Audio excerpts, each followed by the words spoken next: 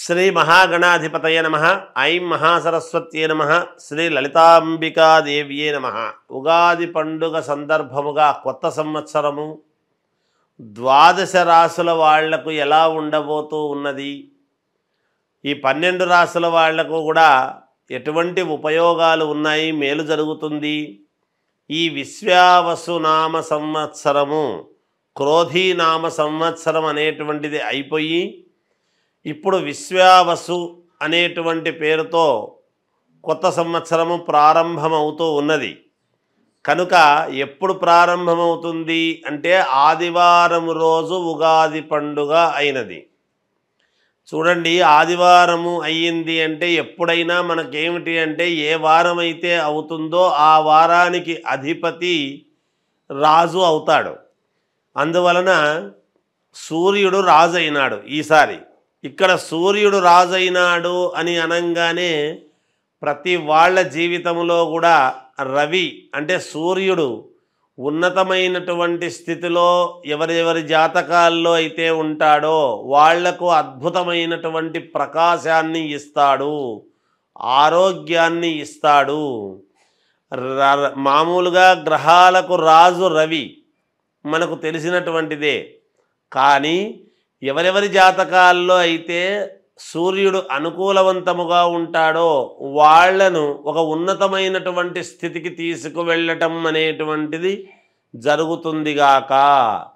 కాబట్టి ఇవి రాసులు అని చెప్పటం అనేటువంటిది సామాన్యముగా ప్రతిసారి చెప్పినట్టుగానే చెబుతాం.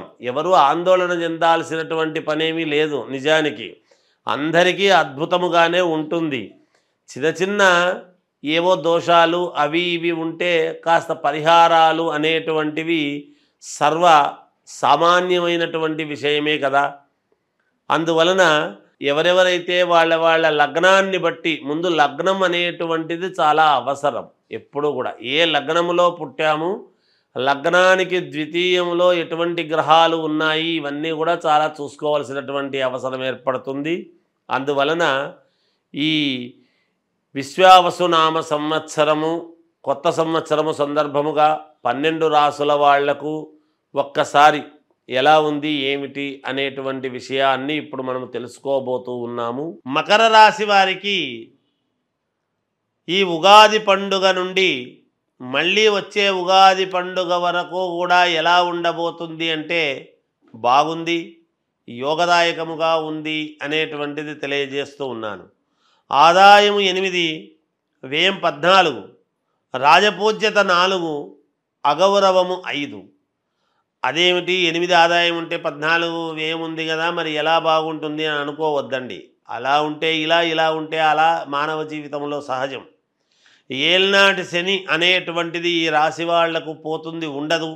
ఇప్పటికీ ఇన్నాళ్ళు కష్టపడటం అనేటువంటిది, ఇన్నేళ్ళు కష్టపడినటువంటి మీరు ఇక కష్టం అనేటువంటి మాట లేకుండా సుఖపడేదానికి చాలా యోగవంతమైనటువంటి కాలముగా భావించాలి. మీరు గతములో ఇన్నేళ్ళు పడ్డ కష్టం అనేక రకాలుగా ఎన్నో రకాలుగా కష్టపడి ఉంటారు.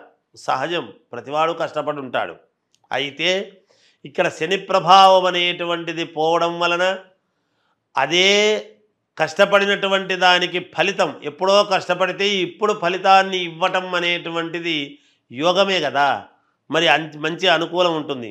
అన్ని రంగాలలోనూ విజయాలే, ఎక్కడా అపజయం అనేటువంటి మాట ఉండదు. ఏ పని పట్టుకున్నా విజయమే, ఏ అడుగు వేసినా విజయమే, ఏ కార్యక్రమం మొదలుపెట్టినా విజయమే. అన్ని రంగాల్లోనూ మేలు జరుగుతుంది గాక. ఎక్కడా నష్టం అనేటువంటి పదము రాదు, మీ చెవిన పడదు. లాభాలు కలుగుతాయి. మీరు ఎటువంటి పనులు చేసినా, ఎక్కడికి వెళ్ళినా ఏదో ఒక లాభము లేనిదే ఉండదు. ఖచ్చితంగా మీకు లాభాలు ఏర్పడతాయి.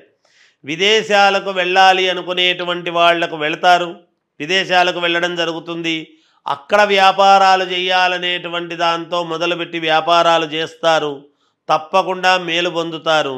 రాజకీయాల్లో ఉండేటువంటి వాళ్లకు పదవీ యోగము, ఖచ్చితముగా పదవి అనేటువంటిది మిమ్మల్ని వరించి తీరుతుంది.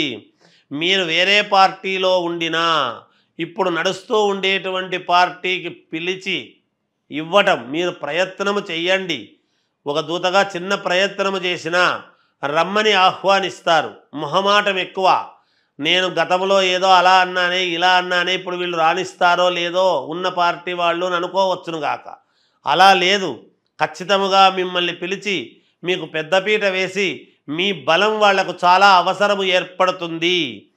పిలిచి పదవిని ఇవ్వటం అనేటువంటిది జరుగుతుంది గాక. ఇంతకు మీకు పదవీ యోగం అయితే ఉంది తప్పకుండా. అలాగే పెద్ద పెద్ద పదవులు అనేటువంటివి కూడా పొందుతారు మీరు. కుటుంబములో ఇబ్బందులు అనేటువంటివి కొన్ని సర్వసాధారణం. అప్పుడప్పుడు కొన్ని ఇబ్బందులు రావటం అనేటువంటివి మానవ జీవితంలో సహజం. కానీ అవే సర్దుకుంటాయి. స్త్రీలకు చాలా యోగవంతముగా ఉంటుంది, బాగుంది. అలాగే డాక్టర్లకు ఈ రాశి వాళ్లకు చాలా మేలు జరిగేటువంటి పరిస్థితి ఉన్నది. అలాగే విద్యార్థులకు చాలా యోగకాలముగా ఉన్నది. సినిమా రంగంలో ఉండేటువంటి వాళ్లకు, కళారంగంలో ఉండేటువంటి వాళ్లకు, సాహిత్య రంగంలో ఉండేటువంటి వాళ్లకు, కళలు నేర్చుకున్నటువంటి వాళ్లకు, చేతి వృత్తులు, కళలు ఇలాంటివన్నీ ఫైన్ ఆర్ట్స్ అని ఉంటాయి.